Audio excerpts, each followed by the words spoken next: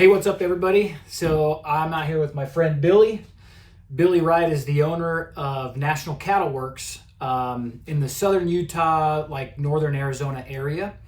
And his primary demographic where he's located, it would be southern Utah, St. George, but even Las Vegas is only an hour and 45 minutes away. Yeah, correct. So Billy also has a direct-to-consumer brand, Zion Premium Meats, correct? Zion's Premium Meats. And yeah, and so I want to introduce you guys to Billy. We're going to show you around the operation he has here a little bit to get to know him and what the products are that he offers. And yeah, just really give you guys a chance to get to know, one of the producers we're working with. We're going to be doing this across the platform as we travel, introducing to these producers, farmers, ranchers, so you get to know people growing your food. So, yeah. Billy, glad to be here. Thank you. That's Billy's youngest, yeah? Yeah, youngest of 9. That's Lily right there. The little sister. Good to see you, Lily. Let's see. We're outside your processing facility. Right, yep. The office. Yeah, let's go out and see where it starts. Let's see your livestock. We have cows starting to show up this next week. Okay. We're bringing them 10 at a time down from our cow-calf operation. Okay. Up in Idaho. Yep. And they're now. So some of them are replacement heifers, or they're cows that we're replacing. And it's time to bring them through. Yeah, I got you. Yep. And they're like 1,700 pounds. I mean, they're just massive. So these are just for the people who don't understand the language, these are female mama cows. They're done breeding. Yeah, we don't want to take them until they're old. Right. And so they could probably produce for you a couple more times, but now's the time to move them on to the beef supply. Yeah, bring them down, and they've done that. And like, here's some moms that have calved, and they're calving right here. There's a little calf in here somewhere. What's up, y'all? There she is, between the two there. Oh, right there. And it's a little heifer calf. And she's a gorgeous little calf. That's awesome. But these are peaceful. See how peaceful these cows are? Yeah. Because they're raised in a good environment. And they pull through as much feed as they eat. Yep. So if I don't chop it for them in our big hopper, we got a big John Deere and a hopper over there that mixes it. This is where it ends up. And that's okay too, because they give them some, especially in the winter when it's a little bit chilly. Yep. They get the nice, comfortable place to lay down, and I don't care about that. Yeah. As long as they're comfortable, because they're the ones that have to be comfortable. Yeah, So is this, these are full blood? These are full blood, yeah. These are registered full blood. Hey, what's up, Papa? Yep, very calm. That's something that you and I talked about a little bit last time we were here too, is that because these livestock are pretty much raised or finished right here, they know this environment their whole life. Yeah. And so then when it's time for processing, they're from here and they go straight there. So they're never in an environment where they are stressed out. Right. And our conversation about that was not that there's any university research done yet, but you can taste it, right? No, so the cortisol is a big deal. It's a big deal for humans, big deal for animals. And if the cortisol levels are high and the cows are always wound up, that meat's going to be not that great. Yeah, the testosterone and the adrenaline, all the stuff, everything. But cortisol is the biggest thing. Yeah, And so we keep the cortisol levels. Watch out, you should get a little riled up. You're all right. You calm down. The cortisol levels will ruin the beef as fast as anything else. Yep. So keeping them as stress-free as possible. Environments, there's 3 things. You got genetics, you got feed, and environment. And I think feed and environment are just as important as genetics. Okay. Because I can take a Wagyu and feed it crud, and feed it sagebrush. Yep. Right? And keep it tense and stressed out its whole life. And it won't matter that it's Wagyu. You might as well eat your boot. Yep. So yeah. You startled me. Okay? You're all right. Calm down. Feel a bit peeking under here? Yeah. Yeah, they're funny. That's awesome. They're all about a calf. So you can see, like, they're even starting to back up a little bit, getting a little jiggly. Yep. And she's really getting jiggly over there. The little shorty behind here. Come on, let's move around a little bit. Let's go. Come on. The little shorty right here with the kid. Yeah. That's a doggy. That's full-blood Wagyu with the horns right there. The Okay. mom did not take her when she was born. Yeah, So we interesting. bottle fed that cow right there, bottle fed that cow for 3 months. Okay. And we started feeding it grain and this and hay and everything we could feed it. That's why that calf is almost big as its mom, right? Yeah, okay. That's as big as she'll get. Now, she's full-blood Wagyu, but she's a great mom cow. Yeah. She's taking such good care of that calf right there. And it's just lovely. You know, I just amazed at, you know, of how she is. Yeah. And so, you know, they have these Wagyu. They got the big long faces. You know, they got the toupee on the top, you know. Yep. And they're just good cows. Yeah, that's awesome. And why'd you decide to go into Wagyu? What was the deciding because it factor? doesn't cost me any different Yeah. to feed a Wagyu cow versus an Angus cow. Mm-hmm. Okay, this cow here, number 55, belongs to Bradley. They're out of Apple Valley, and they brought it here for me to feed. So when they brought it, it was a skinny little guy. It was probably 3 months ago. And I just put him, he was kind of a bit rowdy. So I put him here with my 3 pregnant Wagyus. He's calmed right down. Maybe he gets a little, he'll nod at you a little bit sometimes, but yeah, he's calmed him right down, especially this girl here. She's big. Yeah, she's a big girl. Yeah, she's nice to see you. Yeah, so you're from Southern Utah originally. Yeah, you know, I was born in, believe it or not, in Morenci, Arizona. Okay. And but I went to junior high and high school and all that stuff in Hurricane. Yeah, okay, cool. And yeah, so I'm from pretty much from here, yeah. Billy's got an incredible life story. You know, you think farmers and ranchers come from a very specific background, but then when you get into it and you start meeting people that are in farming, right, people have all kinds of backgrounds. So correct, yeah. What's been your primary career for the most of your life? Well, for 30 years of my life, from 1986 to 2016, you know, they all kind of blended together. Yeah. But I'll just give you the little bit of how it goes. And so I turned professional as a professional boxer in 1986. Gene Fulmer was my trainer, and I fought out of West Jordan, Utah at that time. And I had my first pro fight in Las Vegas in 1986. And I had my last pro fight in 2016 at 52 years old. So dang. I fought professionally from when I was 22 until I was 52. And believe it or not, my record is 52-4. Okay. With 43 knockouts. And, oh my gosh. 4-time WBC champion. It was a lot of fun. I fought all over the world. Yeah. All over the world. And it was a great time. And in the mix of all that, we did a few, you know, other things. Too, yeah, totally. You know. I mean, so you have a professional fighting background. Bronco Billy Wright is your fight name, right? Yeah. You know what's funny is, even though I'm kind of a country boy and, you know, we work with cattle and stuff, it's not why they call me Bronco Billy. It's because I had this huge, when I was a kid, I had this huge jacked up Ford Bronco, and so my boys called me Bronco because of my Bronco. And so they're in Las Vegas. I was fighting at, you know, one of the venues in Las Vegas. Now it was on ESPN. And Al Burstein was commentating, and my buddies were going, Bronco, Bronco, Bronco. And Al Burstein said, Bronco Billy. Oh, and man, it stuck. And that stuck. So that was it. Whether I was happy about it or not, that was the nickname I was given. So. Yeah, that's awesome. Well, what's amazing is not only is your fighting background unique, something new came up for you later in life, fairly recently. Yeah. And you're an author now. So you feed your cows on grain. No grain, just grain head hay. Grain head hay. So if you look, at the feed, I'm not right now, but if you look at the feed, it's got grain heads in it. Yep. Right. So they eat them out of it, but it's got it's full of grain heads. Yeah. So you're only feeding these cows on this forage. Yeah. So this is I have the haylage bells. Yep. And so this is haylage. Like this right here is haylage. Yeah. Okay. Yeah. So it's going to have Sudan grass. Yeah. It's going to have the grain head stuff. It's going to have a mix of a lot of different grasses, but you see the grain heads. Yep. Okay. Yep. They love it. Yeah. They love this stuff, you know. And this is what the rounds look like. And so you can smell them, they have a different smell, right? Because it's like fermented. Right? Okay. So they love it. So I'll take it and I'll shake it. I'll use a tractor and I'll shake it up and just even it out, and I fluff it all up for them every day. Yep. And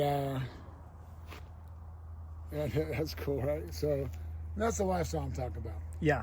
Yeah. right? Yeah, exactly. You know, your kids are doing Kids are out here something, with you. Yep. interacting with nature and just the earth, right? This is the lifestyle. You know, you just want to know where your feed comes from. You want to know that it's a family thing. Yeah. I mean, it doesn't get more family than this. That's right. You know. Yep. And when we don't keep a ton cramped in here right now, these are empty because we're getting ready to refill them. Not fill them, but Yeah. they'll be like in that big pen down there. There'll be 15 cows. Oh yeah, plenty of And room. there'll be 15 cows. Yeah. Right. So they have room to roam and Yep. tussle, and I make piles in the middle for them with the dirt. Yep. Because cows love playing king of the hill. Yeah. They really do. That's awesome. They really do. What? So where are they coming from when they get here? Idaho. Idaho. Okay. So they're on pasture till a certain age, yeah. then they come in. Yeah. Yeah. Yeah, Awesome. We let them get big and healthy, and we bring them here, and we keep feeding them a little different than what they're eating, but it's pretty much the same what Yeah. they're eating right now. Yeah. And then the process. They go through the process. Yep. Yeah. So I want to call myself an author. 'Cause Oh, yeah. I don't want to insult authors, right? So, but I have written 3 novels, and they're all published on Amazon. It's the Earthly World series. It's a lot of fun. It's a fantasy adventure, and it's today, like it's current. It's not 100 years ago, 100 years in the future. It is magical. It has a lot of different twists and turns, and it's epic, kind of. You know what I mean? Awesome. Yeah. And once you get to know Stuart and Liz and their family and the different fantastical characters and beasts and stuff that are in the creations in these worlds we created, that's what we did. Then you get to it was fun. And so it's a lot of fun. Earthly Worlds, and then Earthly Worlds: Dark Vengeance and Earthly Worlds: Final Conflict are the 3 books. And I've just recently worked with Robert at Thick and Mystic. And that's the whole reason I called him. So I was looking around where I could do the Audible, right? Yeah, yeah. Because I thought I'll do it myself. I'll set up, I thought I'll do those Record in the closet. This is, and I'm like, it's probably not one of those projects. You know what I mean? You can build a shoebox, but not really a studio, right? Yeah, right. So I looked around, and I was Googling, and this thing jumped out at me because one of his companies is called Thick and Mystic, right? Okay. And I'm like, that's odd. So I called the number. His name's Robert. He's just an awesome guy and a super professional fella. And I narrated all 3 of my books in his studio. Oh my god. And I just finished doing that. So book 1 and book 2 are already uploaded to Audible and Spotify and awesome. a whole bunch of different things. So Audible's live now. Yes, it's okay, live, cool. For book 1 and book 2. Nice. And book 3, Robert says he'll have it live by the end of December. And you read it. You're the one reading it. I narrated all of it. So it was fun. So hopefully my voice doesn't irritate too many people. Because I think I have this hoarse, raspy voice, but people say, no, that's the right voice you have. So, awesome. Yeah. How did you always want to be a writer? How did that come up? Yeah, well, I just, it's kind of a crazy little story there. I didn't wake up one day and go, I'm going to be an author today, and I didn't go to school for it, right? I didn't, none of that stuff. But, I got this little brain disease back in 2017. I was diagnosed with chronic ischemic small vessel disease. So they're out here, they get to a certain weight. You decide when they're ready to be processed. 1,500 pounds is generally our weight. Okay. Our minimum. Yep. It doesn't make, to me, if I bring, like, let's say I brought this doggy in. Yeah. Why? Yeah. So for us, so she's a great mom. So let her produce some calves. They're going to be 1,500 pounds. Yep. Because what you get out of her in meat right now won't be nearly the value in her livestock that what she can breed. Yeah. Yeah. And so this, just watch out, baby. He's a little bit ratty. This calf is a heifer calf, and so we'll probably breed her back a couple times. But if they they start dropping bulls, and we make them steers, and we raise them as steers. They're feeder steers, and they live good lives. And this isn't a bad way to live. Yeah, you need to calm down. Why are you getting mad? Why are you getting mad? I don't know who you're messing with here, bro. If you know, more than 40 knockouts. It could be 44. Come yeah. They don't gotta live with the coyotes. They don't gotta live with rattlesnakes. They don't gotta live with none of that. They get a nice fodder bed. Made from their feed. They got their mineral blocks and their salt licks and all the things that cows need to live. Everything they need. Healthy. Okay, so let's go see where they go next. So Let's do it. Yeah. They're ready to be processed. They're 1,500 pounds. And they just walk right down that alley here. To my friend's cow. Okay. And no treatment, no cure. Normally, you're like 80. Mm-hmm. You know, in your 80s when you get something like this. And it comes with vascular dementia and all these different horrible things. That's just a horrible way to die, you know. And if you could bring, like, if we could bring awareness to these things, there are ways to beat this disease, you know. And when you're a fighter, you know, we're born fighters. Whether you're a professional fighter or you're just a fighter, you're just you're going to dig in and win no matter what, right? So we searched and searched and searched, me and my kids and friends and a few of my doctor friends, and we started doing stem cells, cerebral lysine, a whole bunch of different things that say not for use in humans, but we still did it because I didn't want to die not knowing who I was. Yeah. What would you not do to save yourself if there wasn't an answer? Right, exactly. Like, they're okay, you're going to die and you won't know who you are when you die. Man. I want to know who any of my 9 kids are, or my best friends, or things like that. How do you? I don't want to die like that. Yeah, right. You know, I want to die out sliding somewhere. Like, Yeah. oops, I should have brought a rope. Yeah. You know, going off a cliff or something, right? You know? Totally. Yeah. I don't want to die, and it's a horrible way to think about dying. You know, and it's a terrible thing with Alzheimer's and all these other brain diseases that are out there that affect people, give people dementia. It is a terrible. It's a fearsome thing. Like, it's like, oof. Yeah. Not the way I want to go. So we did a lot of stuff, you know. And it worked, obviously. So, but one of the side effects was I would have these crazy dreams, right? Oh, so one night, this is back in 2018, I wake up and I'm like, oh, what in the heck is a leprechaun fish? Right? You know? And I'm Googling, there's no such thing. What is going on? I'm going nuts. These treatments are making me go crazy. Holy right? cow. And so I started telling my older kids, and they're like, Dad, no, that's really cool. You got to start making notes, start writing this stuff down. So I started taking notes of my dreams, and those notes turned into 3 eyes. Yeah. Can they bottle that stuff and sell it? Put it on the shelf? Because I can unlock a few brain cells. Right, yeah. So we have. So we've, you know, I lost a lot of brain tissue to the disease, you know, and but with the treatments, the brain tissue around the dead brain tissue has, it's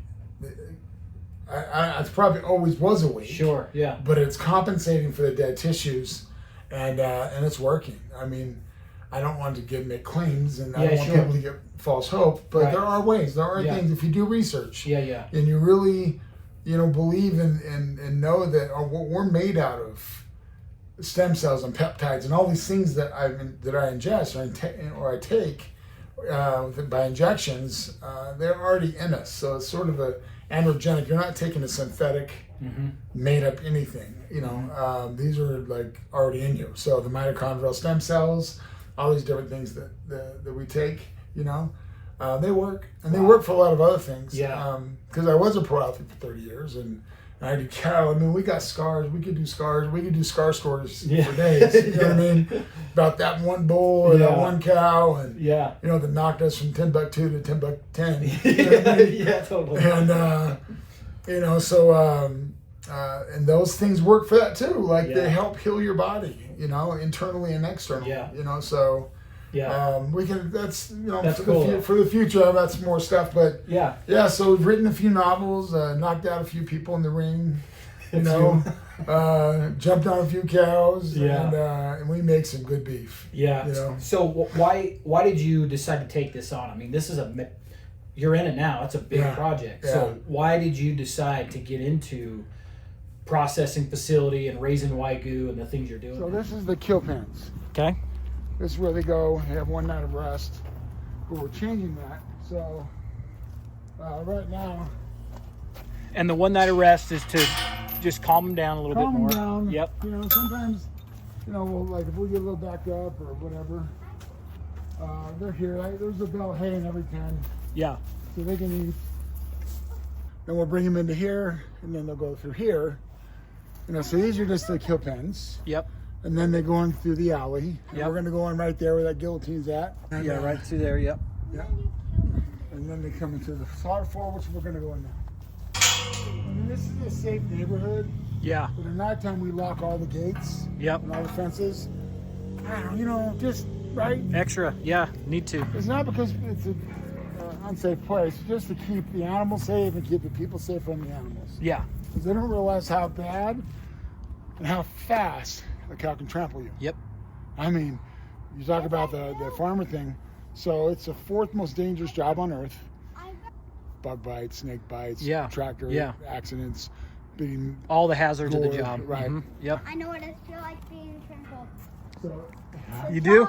The dogs trampled. we got some big dogs. So we got an American bully. That's Buddy. Yeah. His head's bigger than I have 2 of my heads, and then we have a mastiff, and so. That's awesome. Her name's Athena. Athena? So they're going to here, right? Yep. And we're going through the building. Yep. So that will come up through there, through this Opens up. alleyway, And this and then they go We're not in gonna go that way, through the guillotine gate, and that's where they get slaughtered. though. Yes. Yep. Because I didn't know how hard it would be. Yeah. No, Yeah. I'm That's. just kidding. I'm just kidding. I've heard that. No, I Oh, love yeah. it. I love what I do. You know, I love the lifestyle, Mm-hmm. right? And I love creating something that is not only healthy for people, but it's necessary. Like it's a necessity. And so, you know, we turned an old broke down dairy into a USDA slaughter plant, meat processing facility. Yep. We're not the biggest, kind of a small little operation, but we do good work. And I think we have I pretty much have 100% retention rate. So Awesome. once you eat our beef and once you are involved in our services, you just stay. You don't like go anywhere else. You know, not that there's not something better, Sure. but You do a good job. it's so good that you're just like whatever. Yeah. If it is a little bit better, good for you. You Yeah. know what I mean? But it's it's decent, right? So Yeah. in 2020, it was a nightmare for everybody, right? I mean, just crazy for everybody. And you watch these shelves just empty, and people go like in hysteria, trying to get toilet paper and paper towels, and they empty the shelves. Oh, I'm gonna buy all the beef, you know. Yeah. I don't know where I'm putting it, but I'm gonna buy all the beef, you know, or all the chicken, or all the whatever, right? And so I was like, I want to get ahead. I want to be on the other side of this. I want to be the creator of food. I don't want to be the consumer of food solely. Yeah. Right. And so that's what pushed us to it, and it's been wonderful with AJ and the services they do from the farm, bringing all of us ranchers and farmers together under one, one little mission. program, one mission. Yeah. And to make that available to the public is incredible. I mean, what they're doing is incredible, and that's why we've signed up with them, is because it is incredible. Yeah. And how much are, the goal, you have so much that you guys are going to see some of what you guys have to do. Right. And so we're trying to say, okay, how many things can we help take off your plate just to create stability? Correct. I mean, we're right outside of St. George, Utah, 250,000 people in the whole area, greater St. George area. Right. 4% of their food comes from here, if that. Right. And that's crazy, right? Yeah. So, and you don't want to eat mystery food, right? Right. We normally, people can't come past this point. Yeah. Right. We're done harvesting for today. Yeah. So now that's what. Now we can go in. Yep. So otherwise, you got to put on lab coats. Yeah. You got to get hairnets, booties. Yep. All the things. This is our USDA inspector's office right here. Mm-hmm. And we got a couple restrooms here and right here. And this is the knockbox. So this is the knock box. So the cows come through that guillotine gate. Yeah. Come through the head catch here. Right, and then this will shut. Yep.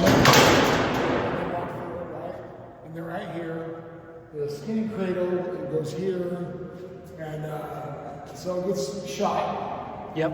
I don't like the stunners. I think they're inhumane. Yeah, stunners are not as good as your rifle. Right. So yeah. my 357 Magnum rifle, you hit them in the cross. Yep. They don't even know what happened. They're just looking at you like this. Yep. So boom, they drop, and then we touch the eye. So when I step up, I set my rifle here, and then the head's right here, and I touch the eye for the inspector because he's right there watching. Yep. And then we check the teeth. That's how we know how old they are. Yep. Okay. And, So we're, just real quick, we're checking the teeth because if they're over a certain age, 30 months. 30 months, we cannot use the vertebrae. Right, which means no T-bones for those. No T-bones, no porthouses, none of that kind of stuff. You can still get your fillet in New York, it just won't have a bone in it. Right, and that's because they're worried about mad cow, and that's Mad cow found in the disease, spinal column. and it hasn't been a case in 25 Right. years, but was still a big thing. People were Yeah. dying from it. So it's a precaution we take. Yep. So if they're over 30 months, and that's how, because when cows get 30 months, they start losing their teeth, right?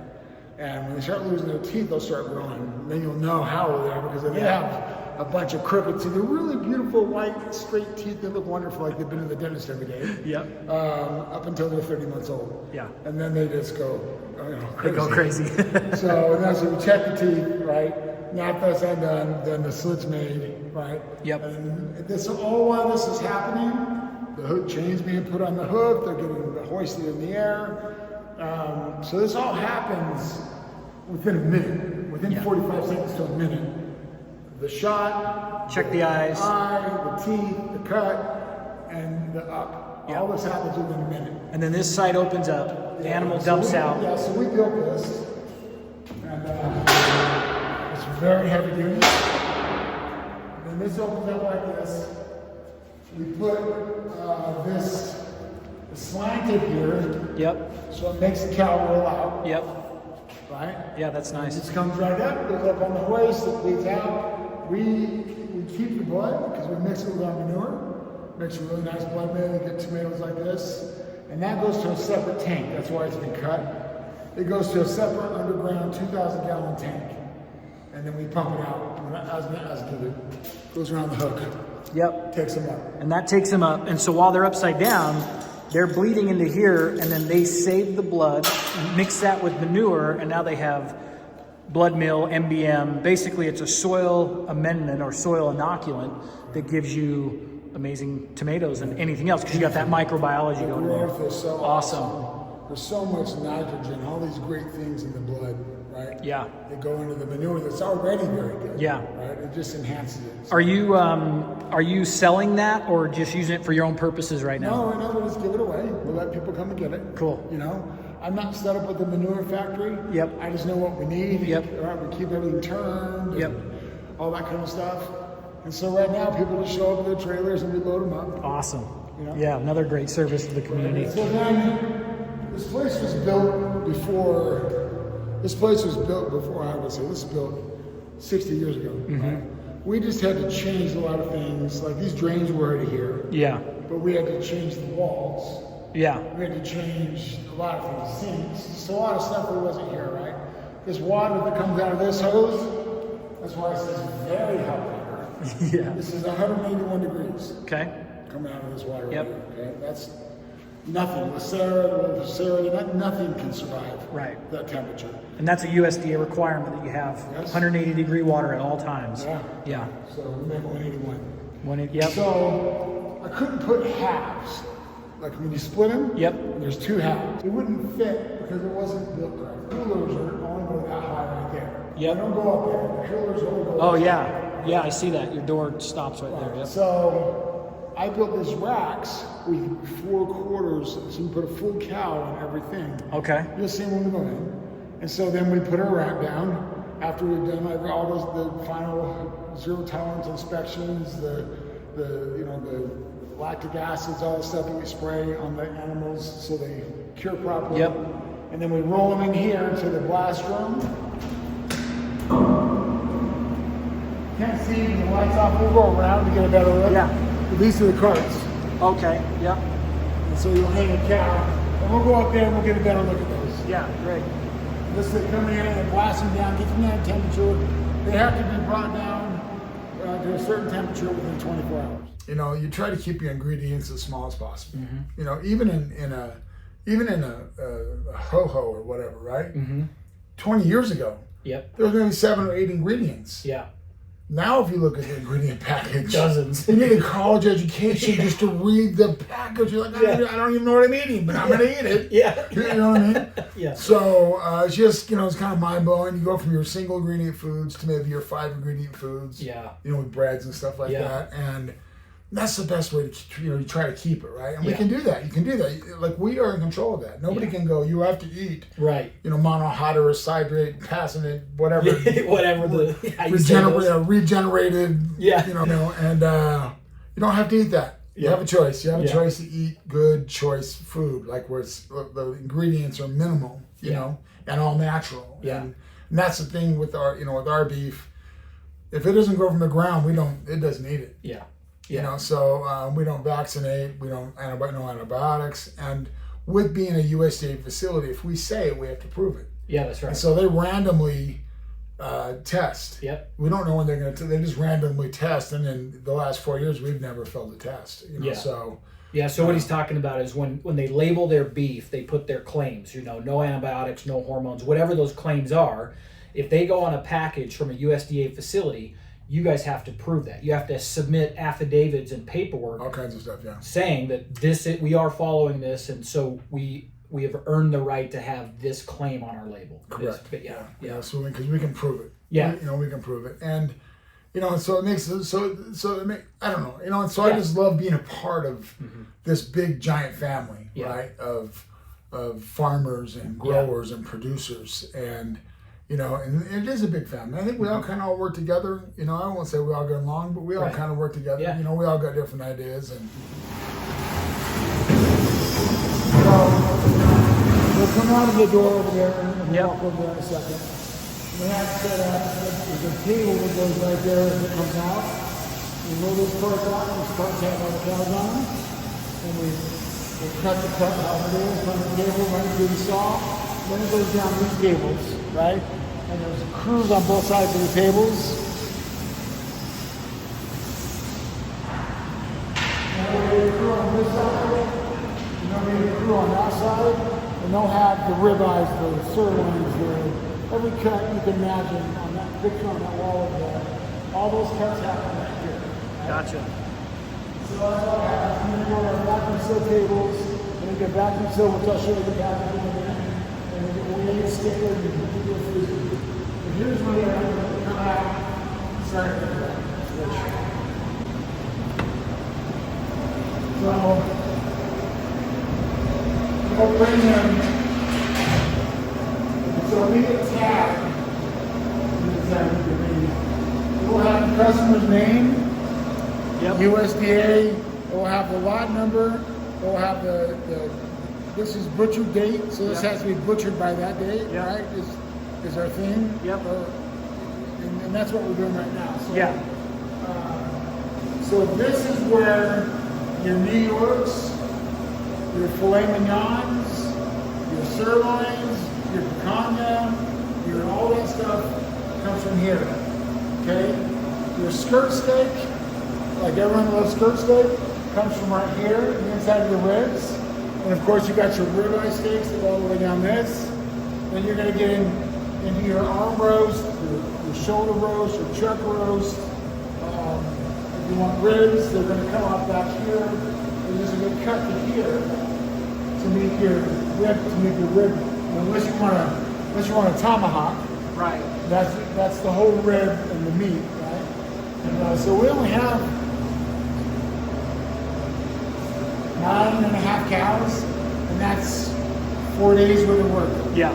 So by Thursday of next week, all these cows will be gone. And you'll have more in behind them. We'll have, by the time these are gone, there'll be 16, or less than 12, 4 days, there'll be 12 more cows in here. I know we saw some of those waiting in their Yeah. cool-off pen, essentially. Right, exactly. Yeah. One thing I really appreciate about your beef, and not that it's better or worse, but what I like about your beef is for you, it's a hobby. Yeah. And you really can taste the difference when it's somebody's hobby. Like every single one of those cows, I know when I'm here with you, you talk about each of them with the very specific focus, like as a hobby. Like I'm going to make that animal the best, healthiest tasting beef anybody's ever had. Right. And you kind of have this small batch focus where you can really put that emphasis in each one of them. Right. And I've had your beef and you taste it for sure. Yeah, So you can taste the difference. Yeah. It is, and again, other producers make great beef. Yeah. So Yeah. but everything, Angus is an Angus, Hereford's a Hereford. Yep. Wagyu's Wagyu, American Wagyu. The crosses are Yep. great. And like AJ said, he's had it. Mm-hmm. So once you eat the beef, I always tell people just eat the beef. Yeah. It's hard, so for some it's hard for me to explain to, because Yeah. you're not living it like I live it, Yes. right? So So to explain your life to somebody takes more than 3 minutes Yeah. or 30 seconds or Yeah. however long you have to talk to somebody about it. AJ's been around for years, and so he's seen the growth of what we're doing. Yeah. And I will always be a small producer. Yeah. I have no ambition to do 1,000 cows a day. Yeah. No. I don't know. I mean, if we're doing 5 cows a day, pardon me, if we're doing 5 cows a day, I'm like, cool, that's a good pace. 25 a week is for 100 a month. And that sounds nuts, but well, the more of these scattered like that throughout the country is what brings food stability. right. And your goal is to function at your local level, not to outgrow it to where you have to do all these extra things just to, one, be viable, and two, feed your community. Right. You're feeding your community, you're not feeding the nation. Right. And that's kind of the BS that we were sold a long time ago, is we've got to feed the world. Right. We should have never played that game. It Right. should have been, no, we feed ourselves and then the excess go to the world, but then maybe we just teach the world how to feed themselves. Right. Yeah. Right? Show them the way. Give a man a fish, he eats for a day, feed him, teach him how to fish, he eats the rest of his life. And looking at farm policy, big ag farm policy for America, it's almost like, it looks like they wanted the world to be fully dependent on them, because rather than teach, we just took over. Right. Right. And so, and that's, if you have the ability to buy local, buy local. Yeah. If you want to have food in your local grocery stores, when when it gets bumpy, if you think about it like this, a little virus called coronavirus is not that big of a deal. Mm-hmm. It's not even near what influenza is or other things. I'm not going to get into the debate of all that. I'm just going to say that we would enjoy it, but it's been around forever. Yeah. And all of a sudden they use it as a fearmonger tactic to lock everybody in their houses. And guess what? Everyone locked in their houses. I didn't. Yeah. You know what I mean? Right. I was here building my ranch. Yeah. You know what I mean? So, but the world, and so if you buy local, your local food sources will always be there. Yes. If you don't buy local, don't get mad when you try to buy local and there's no local food sources. Gone. And now you're dependent on someone that's growing something in Florida or China or wherever else it might come from that is 1,000 or 2,000, thousands of miles away. You can't drive 10 minutes to the store and get a local made product. Right.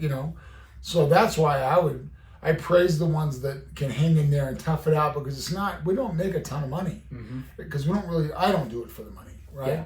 And I know a lot of people that don't do it for the money. We do it for the purpose, right? We live our lives and we do survive, but not gloriously. Right. Like there's and that's okay. Like for me, it's okay, whatever, right? Yeah, you get the lifestyle. You want to make your books balance, right? But it's not about becoming a multimillionaire. It's about the lifestyle and then sustaining that through your energy, energy reciprocation. Right, and making it generational. Yeah. So it can pass from one generation to the next. Yeah. And keep a consistency like that. Nice that you have to have an anchor. Yeah. And we have anchor type businesses. Yeah. Any type of grower, whether they're growing, you got dairy farmers, you have beef farmers, chicken, pork, everything, whatever. No matter what it is, that we're anchors. Yes. We're the anchors that hold societies together. Yeah. Because without a person that's willing to get up at 4 o'clock in the morning and work 7 days a week, every day, it doesn't matter if the cows don't know it's Thanksgiving. Right. They don't go, oh, it's Thanksgiving. We'll see you in a couple days. Yeah. No, they're like, hey, man, my trough better have water in it. There better be food where I can eat it. Yeah. And they're going to start tearing stuff up. Yeah. Our cows are like teenage toddlers. Yeah. So they don't get fed on time. They got the body of a teenager and the mind of a toddler. Yeah. So that's a good way to put it. Yeah, and they can be destructive quickly. So I'm all about, and that's why I love what you're doing. Because from the farm is an opportunity for all of us growers to come together and provide our products on a safe platform, a trusted platform, so you're getting a locally grown, sourced product. Yep. Where you don't have to guess who's growing my meat. Yeah. Right? You'll know who it is. You'll know who's producing your food. This is for Pilot Pig Beef.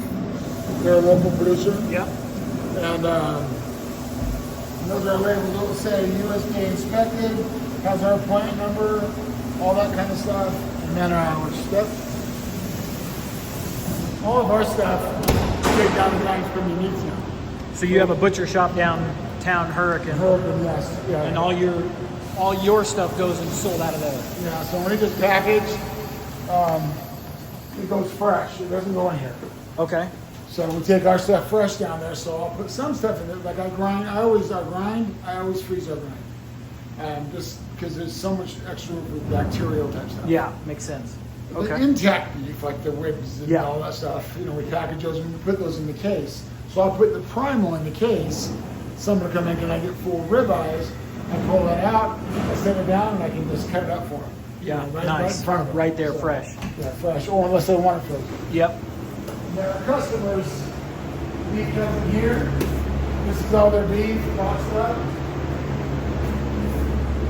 Here's our labels. These are some organ, like these are our organs and stuff. So Yep. you'll see, like this is an oxtail, just wonderful for making bone broth. Yeah. Oxtail for bone broth. Yeah. And we have soup bones, we got liver, right? Tongues, like this are nice cow tongue. Nice. So Yep. I don't know. I mean, these are hanger steaks. This one's not labeled. Yeah. So hanger steaks are usually the chef steak. Okay.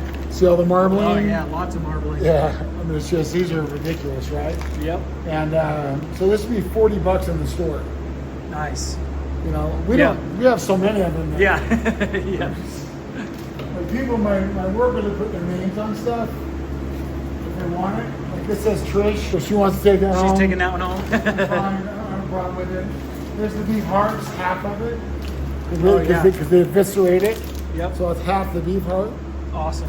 These are the lot numbers, our USDA lot numbers. It's a tracking number. So you can look at your beef.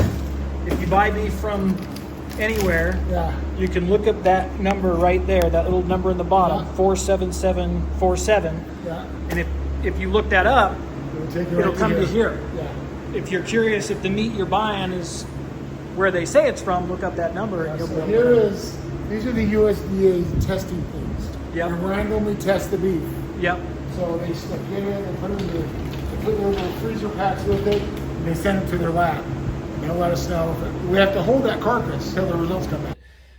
The family-run farms and ranches, you're not hiding behind a corporate label, Right. right? When you sell your product with your label to a customer, it comes right back to you. So the pride and the focus you put into that is like, this is mine. This is Billy's name. This is Right. my personal name, my personal brand. Well, and I can show you. These are text messages. Like there was just Thanksgiving. Some Yeah. people did turkeys, and some people did everything right. Yeah. And I can just read these, and they're just like, hey, thank you for the roast was delicious. Yeah. Pull up another one. The filet was amazing.